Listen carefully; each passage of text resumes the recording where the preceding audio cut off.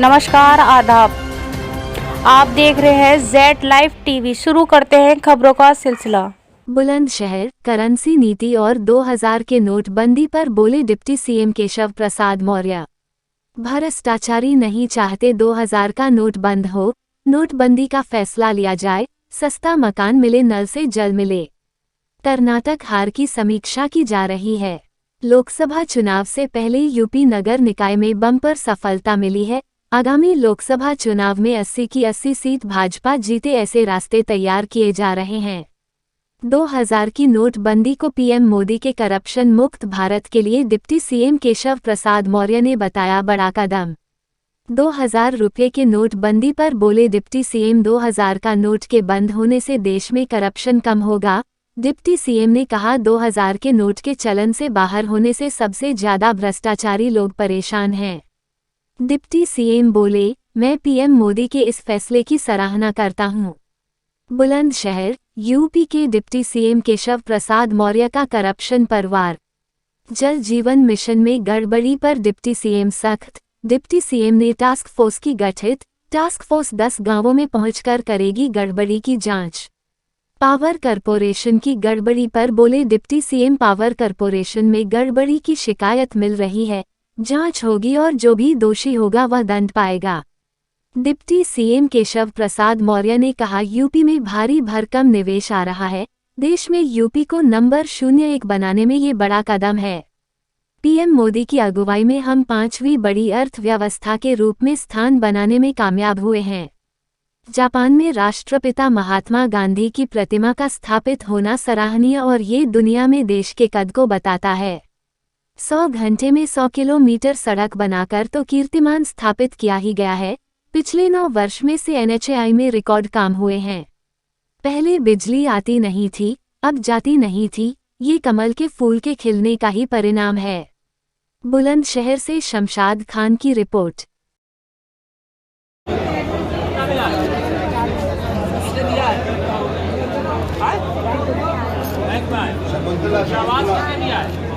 आवाज किसने दिया?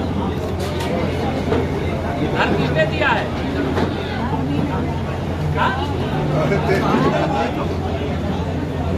दिया अपने दिया है।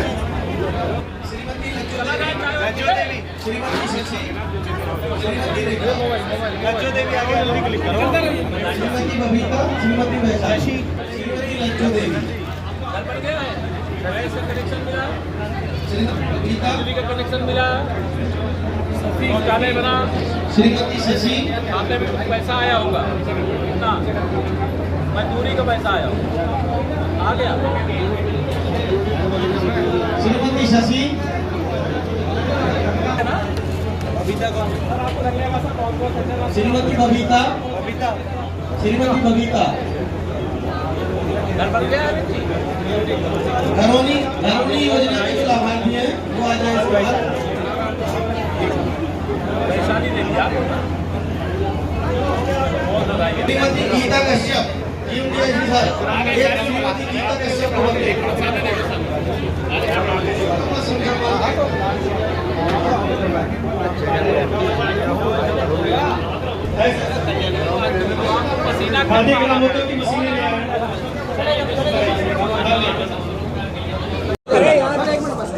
भारत माता की सभी पत्रकार मित्र, पहला तो मैं ये बता दूं, आज ज़िले में मुझे आने का मौका मिला है और चूँकि भारतीय जनता पार्टी का कार्यकर्ता हूं, तो सबसे पहले भारतीय जनता पार्टी का जो हमारा जिला कार्यालय है, तो हमारा कार्यालय नहीं बल्कि कार्यकर्ता के नाते मैं उसे अपना मंदिर मानता हूं। तो पहले मंदिर पर गया और अपने सभी पार्टी के कार्यकर्ताओं के साथ, सभी जनप्रतिनिधियों के साथ बैठक करके, उनके साथ संवाद करके 2023 नगर निकाय के चुनाव में बुलंदशहर सहित उत्तर प्रदेश में ऐतिहासिक विजय की उनको बधाई दिया हूं और 2024 में बुलंदशहर सहित पूरे प्रदेश में कमल खिलाने का आह्वान किया हूं। आज इस बैठक में हमारे ज़िले के अध्यक्ष, हमारे जिला पंचायत के अध्यक्ष, हमारे सभी माननीय विधायकगण, के साथ अभी ज़िले की समीक्षा बैठक की गई है और ज़िले की समीक्षा बैठक में सबसे पहला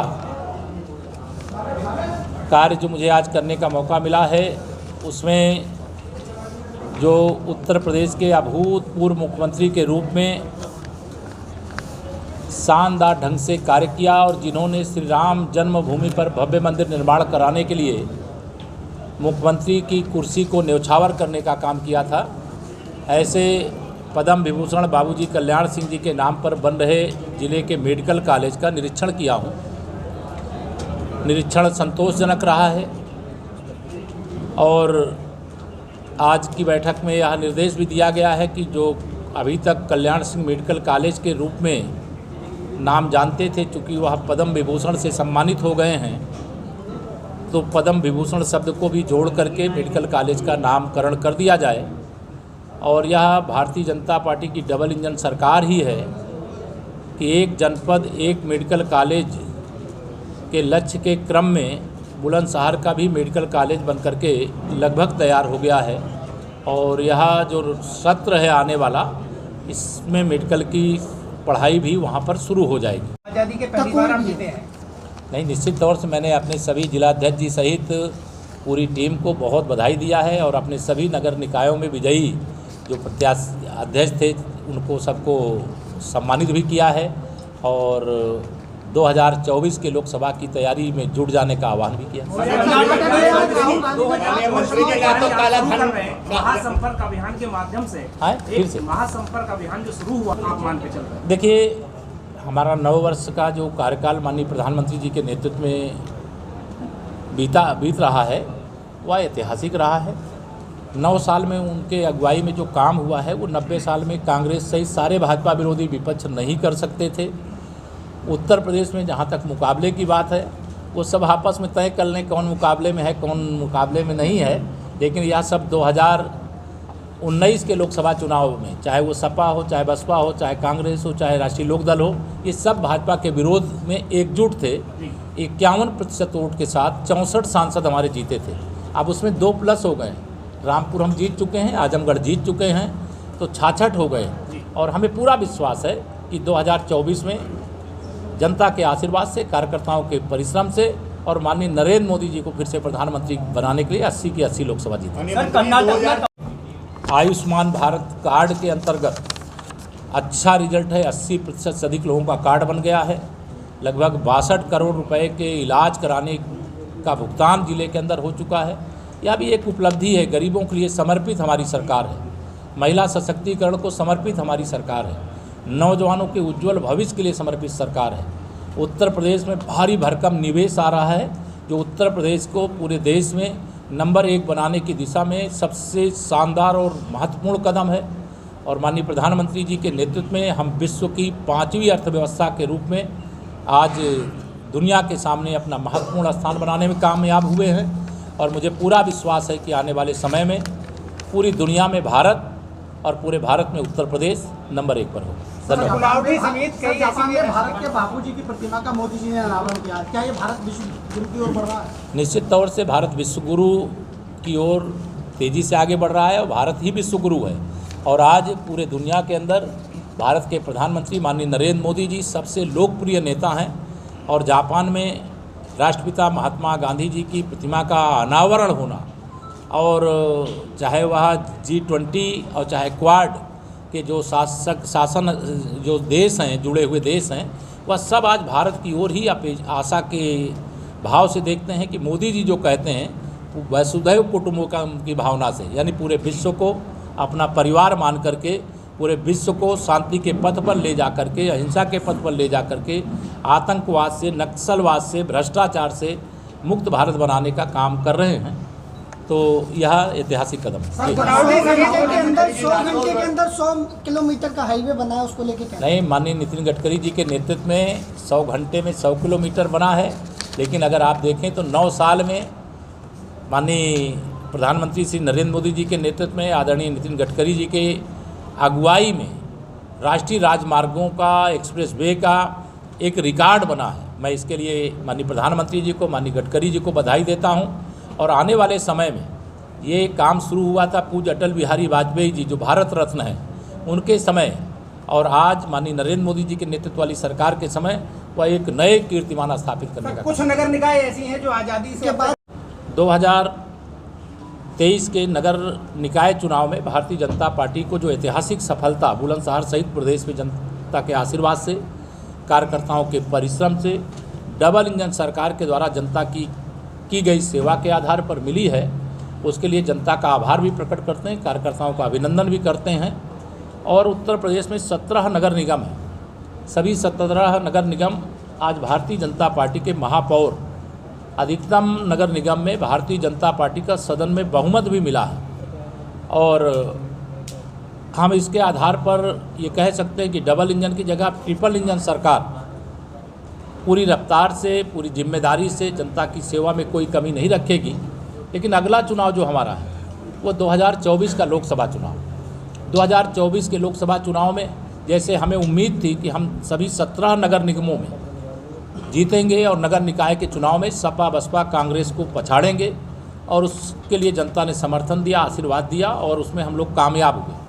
वैसे ही 2024 में माननीय नरेंद्र मोदी जी के नेतृत्व में प्रचंड बहुमत की देश में फिर से सरकार बनाने के लिए 80 की 80 लोकसभा सीटें भाजपा गठबंधन के साथ जीतने के लक्ष्य के साथ हम लोग प्रयासरत हैं। और हमें विश्वास है कि जनता का आशीर्वाद माननीय नरेंद्र मोदी जी के नेतृत्व में फिर से सरकार बनाने के लिए उत्तर प्रदेश तो पूरी तरह से देगा, देश भी देगा, लेकिन हम उत्तर प्रदेश की दृष्टि से आपको बता रहे हैं। कल एक बड़ा फैसला हुआ है जिसका सवाल आप सब करने की कोशिश करेंगे, मैं उस पर बोल ही देता हूँ पहले ही। 2000 की जो नोटें हैं, कल रिजर्व बैंक के माध्यम से जो माननीय प्रधानमंत्री जी का भ्रष्टाचार मुक्त भारत बनाने का संकल्प है, उस दिशा में एक बहुत बड़ा कदम है। और उस कदम के क्रम में 2000 की अब नई नोटों को छापा नहीं जाएगा, लेकिन जो 2000 की नोट किसी के पास है वह उसकी नोट कागज़ का टुकड़ा नहीं है, वो उस नोट का अभी उपयोग होता रहेगा और सितंबर तक उसका उपयोग लोग करेंगे। तब तक जमा करना या 2000 नोट के बदले जाके बैंक में नोट लाने का काम करेंगे। मैं माननीय प्रधानमंत्री जी के इस फैसले का स्वागत करता हूं, और इससे जो काला धन एकत्र करके जो तमाम देश के विकास के कार्यों में बाधा बनते थे, उस पर भी लगाम लगेगी। मेरी ओर से अभी इतना। आप सब गौवंश के लिए, चारे के उत्पादन के लिए, उनके रखरखाव के लिए उपयोग करने, जो हमारे तालाब हैं उन तालाबों पर भी कुछ लोगों ने अवैध रूप से कब्जे किए थे। आज यह भी निर्देश दिया गया है कि जिन तालाबों पे, चारागाह की ज़मीनों पर किसी गरीब का कब्जा है तो उसको कोई वैकल्पिक व्यवस्था दे करके उसे खाली कराया जाए। लेकिन अगर किसी भूमाफिया ने कब्जा किया है तो उसके को एक सूचना दे करके फिर अगर ज़रूरत पड़े तो उसके खिलाफ़ कठोर कार्रवाई भी किया जाए, यह भी निर्देश दिया गया है। प्रदेश सरकार का एक ही लक्ष्य है कि हमारे उत्तर प्रदेश में जो 75 ज़िले हैं, पूर्व की सरकारों के समय विकास के मापदंड में केवल 2-3 ज़िले, 4 ज़िले, 5 ज़िले होते थे। लेकिन आदरणीय योगी जी के नेतृत्व में जब से उत्तर प्रदेश में भारतीय जनता पार्टी की सरकार बनी है, हमारे सभी 75 ज़िले वीआईपी ज़िले, और 75 ज़िलों में रहने वाली जनता हमारी वीआईपी जनता है, और उसके जीवन में हर प्रकार का बदलाव, हर प्रकार का सुधार और जो सरकार की योजनाएं उनका लाभ बिना भेदभाव के, जो हमारे माननीय प्रधानमंत्री श्री नरेंद्र मोदी जी ने नारा दिया है, सबका साथ, सबका विकास, सबका विश्वास, उसको हम आगे बढ़ाते हुए बिना भेदभाव के संपूर्ण योजनाओं का लाभ जो लाभ प्राप्त करने का अधिकारी है उसको देने का काम यह किया जा रहा है। बिजली विभाग की भी कुछ शिकायतें आई थी, उनकी भी जांच करके जो दोषी हैं तो दंडात्मक कार्रवाई करने के भी निर्देश दिए गए हैं। सभी विभागों से जिले में बहुत सारे नवाचार के कार्य हुए हैं, और जिन अधिकारियों ने, जिन विभागों ने इसके लिए अच्छा काम किया है, मैं उनकी प्रशंसा करता हूं, उनको बधाई देता हूं, और यह आह्वान भी करता हूं कि पूरे ज़िले को हर क्षेत्र में नंबर 1 बनाने का वह प्रयास करें। और यह क्षमता ज़िले की जनता के आशीर्वाद से यहाँ जो भी अधिकारी कर्मचारी तैनात हैं वो सब लोग अच्छा कर सकते हैं, ऐसा मेरा मानना है। और आपको एक बात और मैं साथ में बता दूं, जिसके बाद अगर आपका कोई जनपद की विकास की दृष्टि से विस्तार से समीक्षा करने के बाद, चाहे वह किसानों से जुड़ा मामला हो, चाहे गरीबों से जुड़ा मामला हो, चाहे मजदूरों से जुड़ा मामला हो, चाहे महिला सशक्तिकरण से जुड़ा मामला हो, सभी विषयों पर विस्तार से समीक्षा करने के बाद आज यह निर्देश दिया गया है, जो सरकार की मंशा के क्रम में उत्तर प्रदेश में 2017 में जब से आदरणीय योगी आदित्यनाथ जी के नेतृत्व में भारतीय जनता पार्टी की सरकार ने शपथ लिया है। आप सब भी बुलंदशहर के निवासी भी जानते हैं, पहले बिजली आती नहीं थी और अब बिजली जाती नहीं। यह एक परिवर्तन सुशासन का परिणाम है, कमल के फूल के खिलने का परिणाम है। सुरक्षा व्यवस्था, ये कानून व्यवस्था, ये हमारी सरकार की प्राथमिकता है और हम लोगों ने उत्तर प्रदेश की जनता से वादा किया था, आप कमल का फूल खिलाइए। ये कमल का फूल नहीं बल्कि 25 करोड़ प्रदेशवासियों के सुरक्षा का कवच है और उसके क्रम में लोगों ने अपना आशीर्वाद दिया। लगातार दूसरी बार भी सरकार बनी और 2023 के नगर निगम में तो हम लोगों को 17 की 17 सीटें यह प्राप्त हुई हैं। यहाँ जनपद में विशेष तौर से जो जल जीवन मिशन के अंतर्गत हर घर नल से जल पहुँचाने का अभियान है, उसमें कुछ शिकायतें आई थी, उसके लिए एक टास्क फोर्स के गठन का निर्देश दे दिया गया है और हर विधानसभा के कम से कम 10 गाँव में वह टास्क फोर्स निरीक्षण करेगी। जहाँ पाइपलाइन डालना है 1 मीटर नीचे डालने का काम और टेस्टिंग के बाद जैसे सड़क पहले थी उसी तरह से बनाने का काम।